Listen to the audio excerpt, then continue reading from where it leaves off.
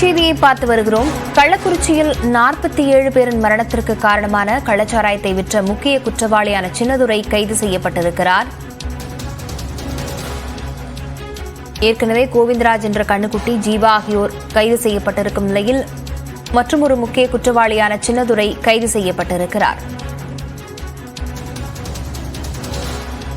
கள்ளக்குறிச்சியில் 47 பேர் மரணத்திற்கு காரணமான கள்ளச்சாராயத்தை விற்ற முக்கிய குற்றவாளியான சின்னதுரை என்பவர் கைது செய்யப்பட்டிருக்கிறார்.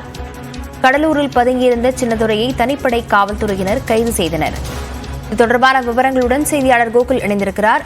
கோகுல், தற்போதைய விசாரணை நிலவரம் எவ்வாறு முடுக்கிவிடப்பட்டிருக்கிறது? கள்ளக்குறிச்சியில் கள்ளச்சாராய விவகாரத்துல தொடர்ந்து இது முக்கிய குற்றவாளியான சின்னத்துரையை கடலூரில் வைத்து தனிப்படை போலீசார் கைது செஞ்சிருக்காங்க.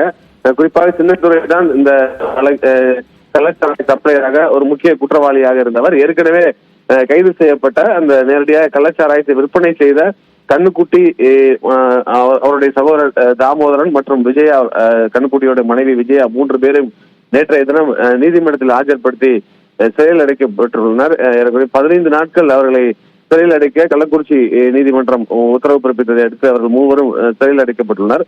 இந்த செய்த முக்கியமான குற்றவாளியான சின்னத்துரையை தொடர்ச்சியாக போலீசார் தேடி வந்த நிலையில் கடலூரில் அவர் தலைமறைவாக இருந்திருக்கிறார். கடலூரில் வைத்து தனிப்படை போலீசார் தற்பொழுது கைது செய்திருக்காங்க.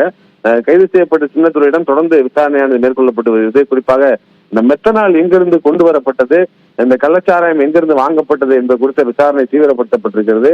மெத்தனால் கலந்தனால்தான் இந்த உயிரிழப்பு ஏற்பட்டிருப்பதாக ஏற்கனவே தெரிவிக்கப்பட்டுள்ள நிலையில் இந்த சின்னத்துரையிடம் இருந்துதான் இந்த கண்ணுக்குட்டி சாராயத்தை வாங்கி விற்பனை செய்திருக்கிறார். சின்னத்துரை தற்பொழுது பிடிபட்டிருக்கிறார். அவரிடம் தொடர்ச்சியாக விசாரணையானது மேற்கொள்ளப்பட்டு வருகிறது.